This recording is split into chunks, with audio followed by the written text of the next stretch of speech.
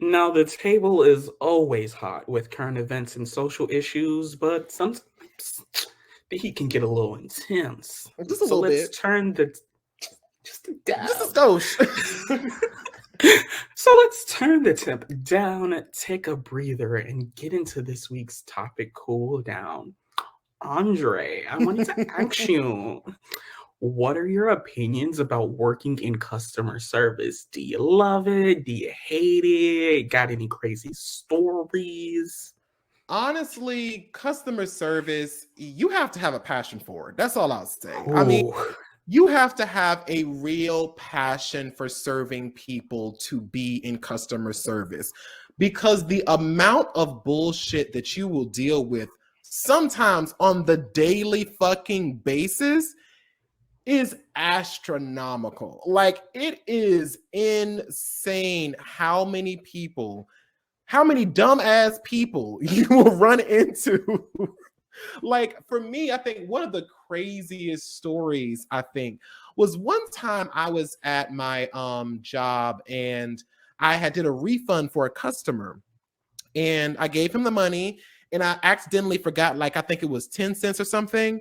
And the guy was like, "Hey, you forgot the 10 cents." And I was like, "Oh, I'm sorry, sir. Let me go ahead and go back into the system and get that for you." Open up the register, pull in the money. He's like, "Hey, don't get mad." I was like, "Sir, I'm not mad, sir. I'm getting the dime out of, to get you your change." And he was like, "Fuck you." And I was like, "Oh, sir, suck my ass, suck my ball." And I promise y'all, I am not joking. I'm not exaggerating. I'm not putting on for the podcast. This shit actually happened. This guy was telling me every time I'd be like, "Have a nice day, sir," he would just tell me to suck another part of his body. And I'm just like, what the fuck? Like, he was furious for no reason at all. And of course, we realize in customer service that some people are just looking for someone to fight with. So sometimes, honestly, the best thing that you can really do when someone's popping off or going off is just be like, "Have a nice day. Have a nice day. Have a nice day." Because all they want you to engage. They want to spread that negative energy to you because something in there happened at home or somewhere happened where they just like, "I'm mad, so I want to pass that negativity elsewhere." Let that shit die right there, baby. You ain't got no power over me, bitch. Have a good day. not even have a good day. Have the day you deserve. Exactly. But what about you, Daquon? Child, when I say I am so glad I am no longer working in customer service, like me and customer service have a complicated relationship. Like I have had customer service jobs like ever since end of high school all throughout college. So Yeah. like I have like at least 4 to 5 years of customer service experience, and Yeah. in those 4 to 5 years so much has happened.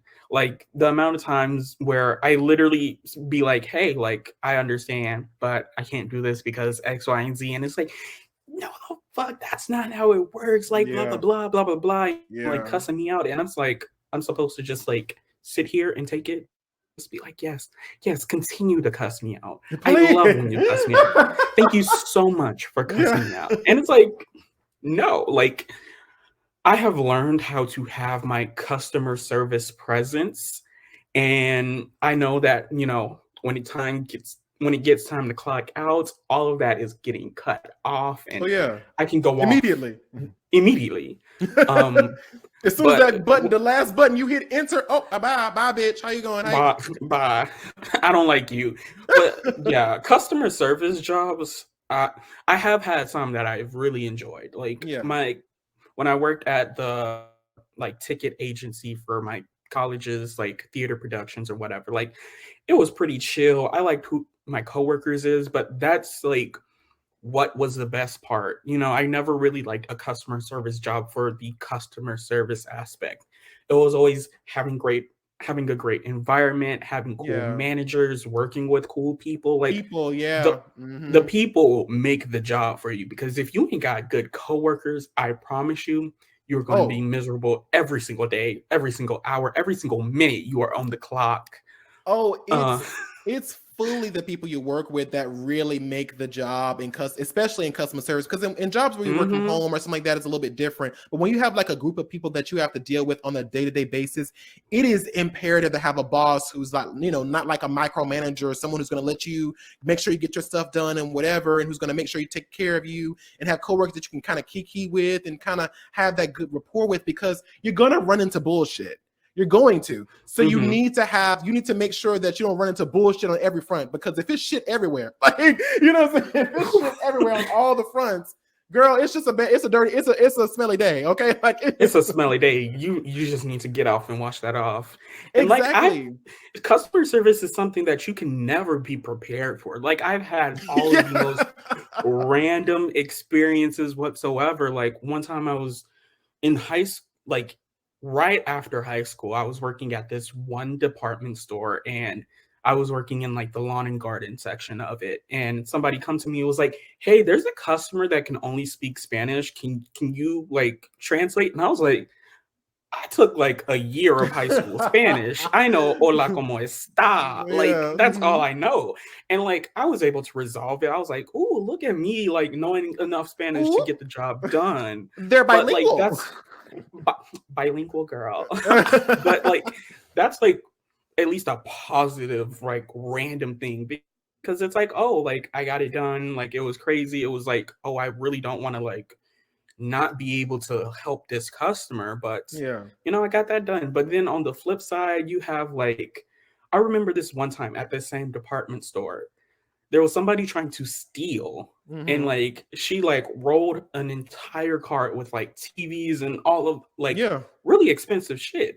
And she got caught by one of the managers, and as they were like bringing her back, she was like, "Oh, this person checked me out, this person checked me out." And me and my coworker was like, who is she talking to? Because at first she was like, "Oh, this girl checked me out." And it was like, first of all, in our lawn garden department, there was no girls who were working on that shift.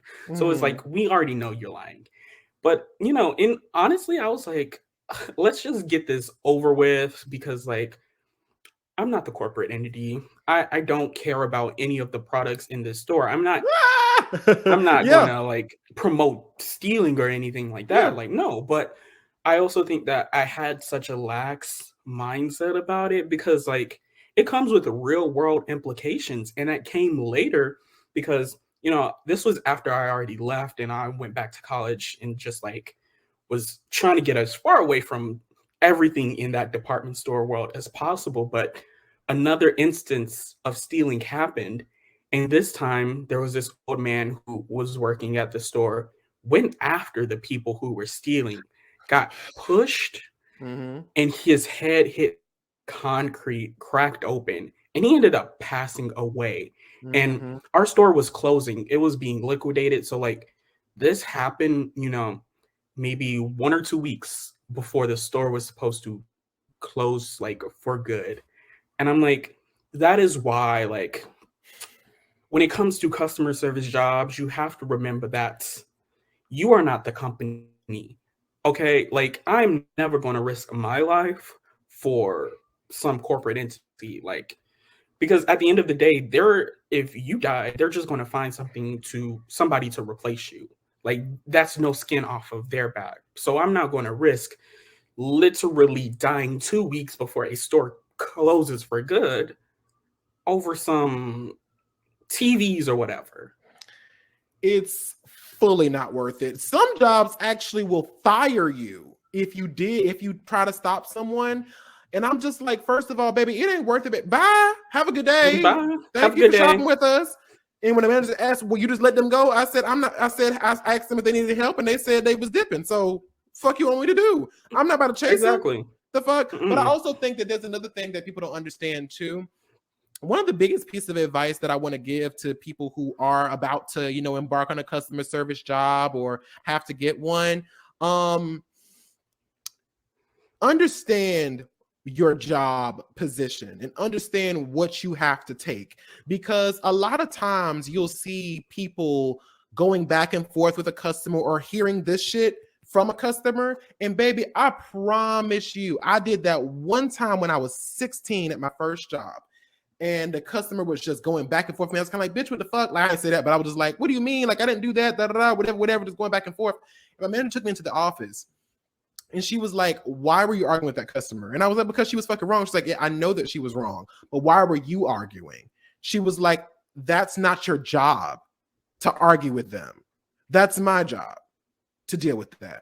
And so when she said that shit, no bullshit, Daquon, that shit clicks immediately. I'm like, as soon as I hear a customer at either one of my jobs go, you know what? Wait. Hold on, wait. Let me you ain't even got to call for the manager. I'll be like, you want me to get the manager? Actually, before they let me go manager ahead. To aisle 10, manager to aisle 10. I will call. My fingers be ready. I'm like, baby, pause, baby. We're gonna stop right there. Let me go to call a manager for you because I don't get paid enough to deal with this shit. I don't get paid enough to argue with you. I don't get paid for you to cuss me out. They get the big bucks. So I'm gonna call the salaried manager and I'm gonna sit my hourly ass down somewhere. Okay. Right. It's above me. I mean, period. But Daquon, do you have any advice to people who are trying to join in customer service for the first time? Listen, find some way to protect your peace. Whether that's, you got to be like, all right, when I get off work, I am going to call so-and-so and just vent, especially if like, if you're like friends or you have somebody who works at that same place that you can vent to, who knows what you're going through. What happened? Or even like somebody in your department where like, if something's happening, you could just give them that look and like have an entire conversation. They know.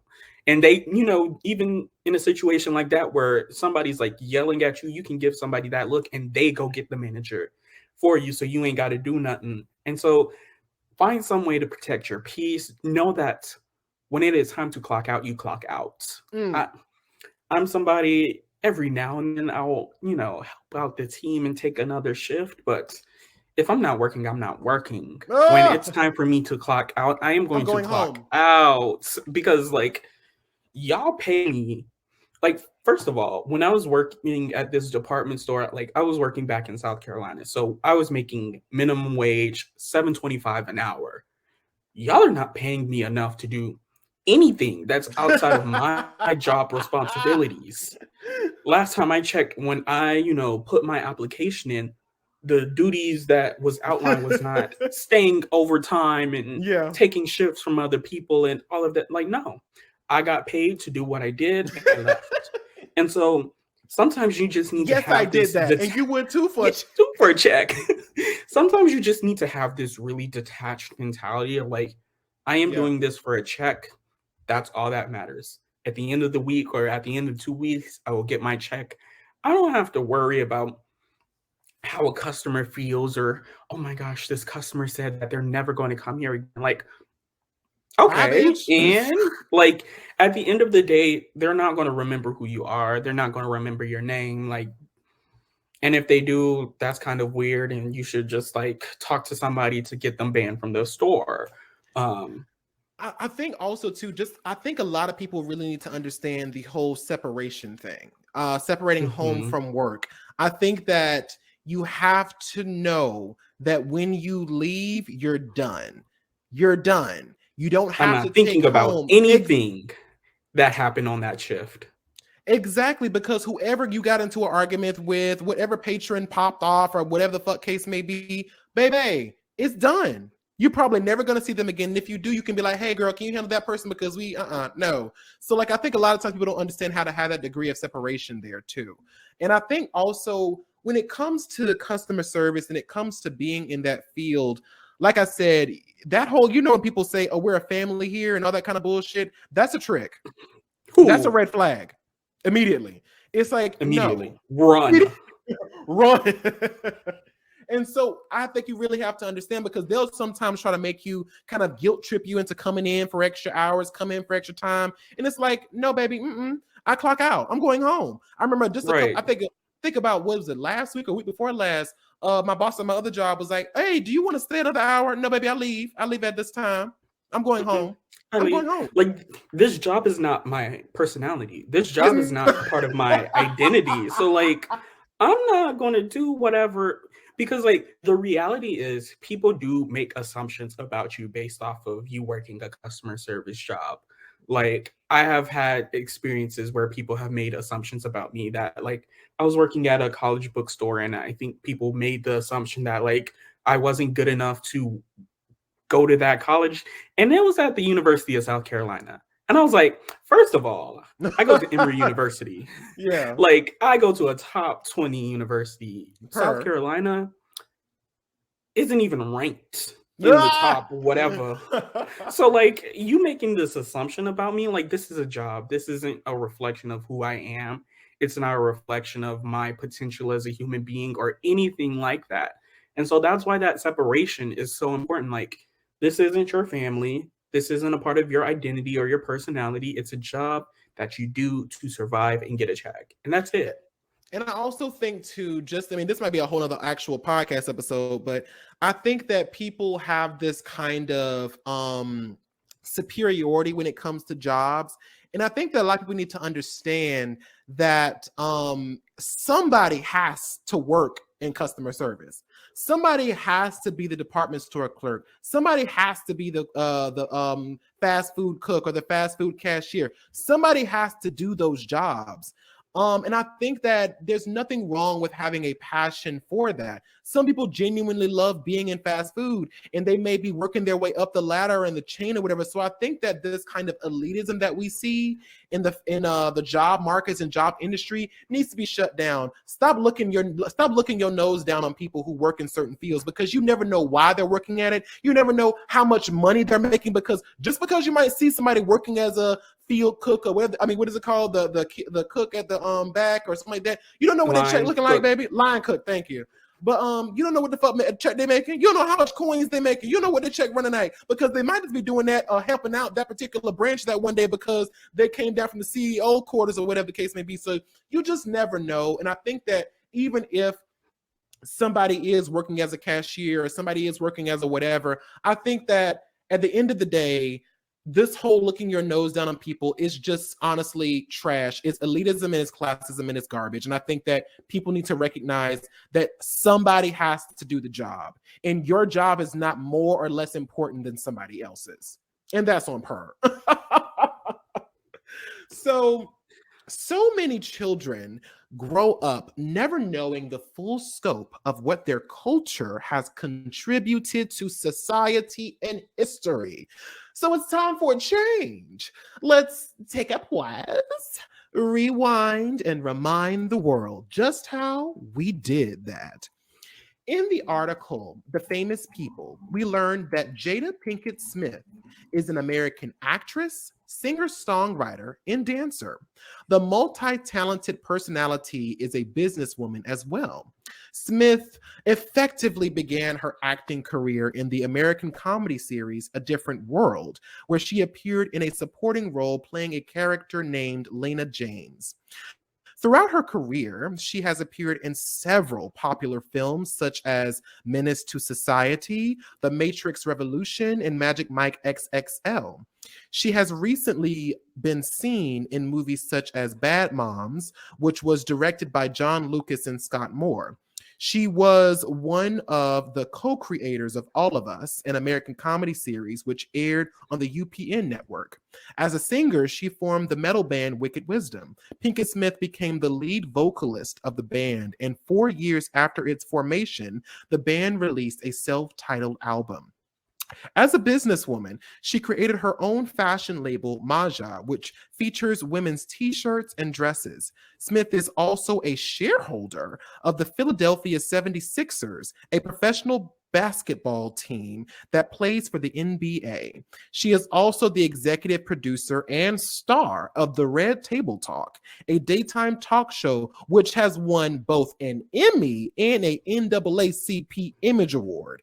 Along with her husband, she created the Will and Jada Smith Family Foundation to support needy people. She is also associated with organizations such as the Lupus Foundation of America and People for the Ethical Treatment of Animals. Daquon, you know what I'm about to say. Do we even need to say it? No, we need to say it because we forever will say it. Black women. they always need they always need their flowers. at If every there's one time. thing I know, we're going to give Black women their flowers that they deserve, that they more than deserve. Purr. So my We Did That comes from blackpast.org. Walter Rodney was one of the most important Guyanese intellectual and political figures of the 20th century. He was drawn to Marxist, Pan-African, Rastafarianism, and Black Power movements, and Rodney believed that all people of the African diaspora, wherever they may be across the globe, had a special connection and formed a special cultural identity. His first work, The Groundings with My Brothers, published in 1969, expressed sympathy with the working class people in Jamaica. He also published The History of the Upper Guinea Coast in 1970 as the expansion of his PhD research. Mm. Rodney is significant in establishing a new focus on African history and underscoring the need for Black scholars to do history to take back their past in order to make their own future.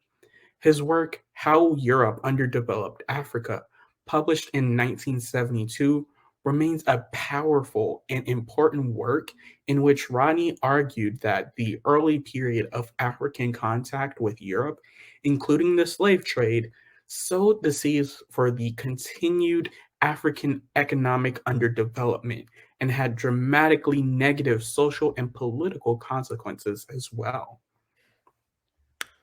Black people. Gotta love it.